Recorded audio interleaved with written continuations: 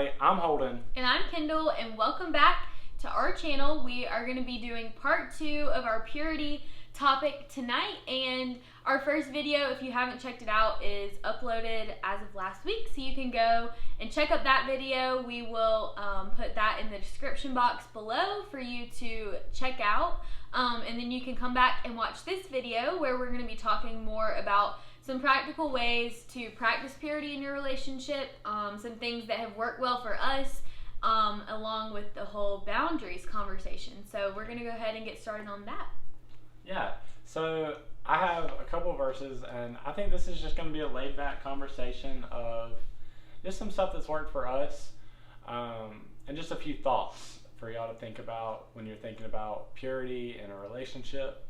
I think you should be taking it serious. It's definitely something that needs to be thought about in the beginning stages if you want it to be successful. So I'm going to read a couple verses here. 1 Peter 5:8 says, "Be alert and of sober mind. Your enemy, the devil, prowls around like a roaring lion looking for someone to devour." And I think that a lot of people neglect the fact that the devil really is out to get godly relationships. That he doesn't like it. It's not what the culture says, which is his domain. So therefore he wants to make that not successful. So realize, number one, that this purity journey that you're on, the devil doesn't like it. It's going to be hard. It's going to be tough. And you just need to recognize that you need to take it serious from the beginning, because he takes it serious and not wanting it to happen. And then another verse that goes along with that is Philippians 4:8. It says, "Finally, brothers and sisters," that means you, "whatever is true, whatever things are noble, whatever things are just, whatever things are pure, whatever things are lovely, whatever things are of good report, if there is any virtue and if there is anything praiseworthy, think on these things." So when you're having that conversation in the beginning, which you should, in the beginning stage of whatever person you're with, there needs to be a conversation of boundaries.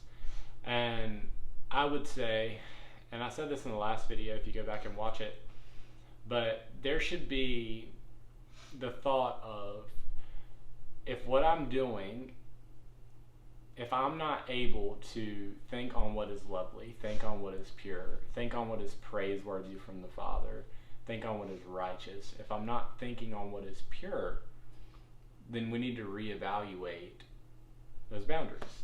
So what do you want to add to that?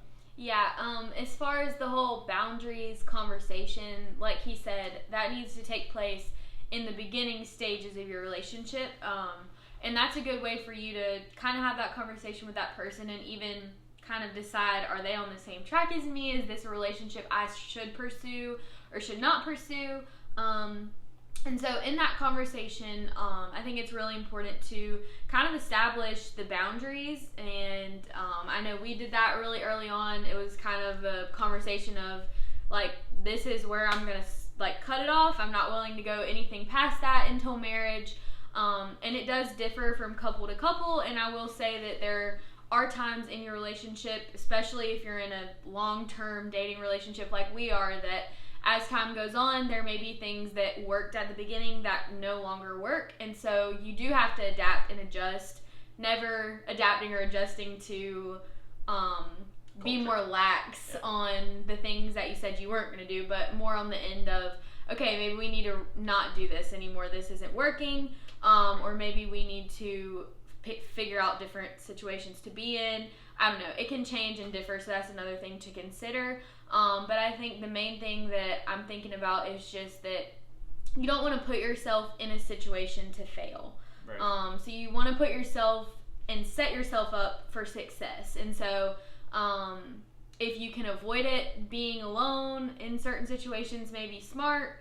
And just stuff like that. You just kind of have to evaluate where you're at, what season you're in, what that looks like for you. And so just don't put yourself in situations to fail if you can help it, because temptation is real.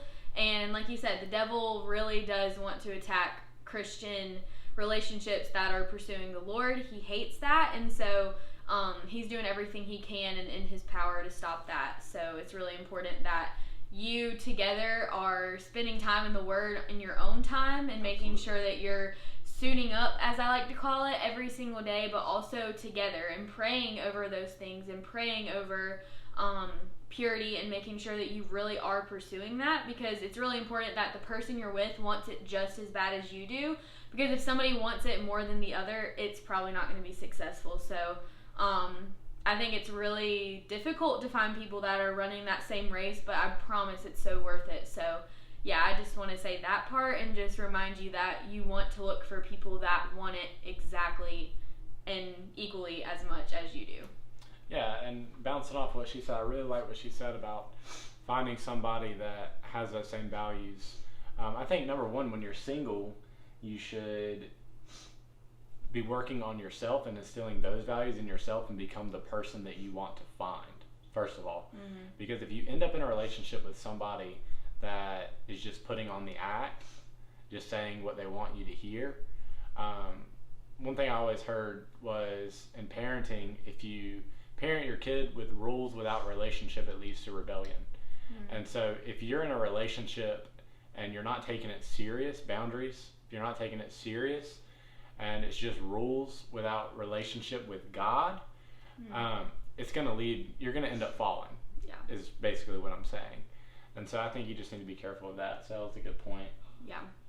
Yeah, it's definitely hard. It's not easy by any means, and so that's why you have to continuously seek after the Father and seek after His heart and be reminded of that. And when you're in a relationship with somebody that wants it just as bad as you do, there's accountability there, which is really helpful for each other. And then also, if you really feel like you're struggling, I think it's important to reach out to godly counsel.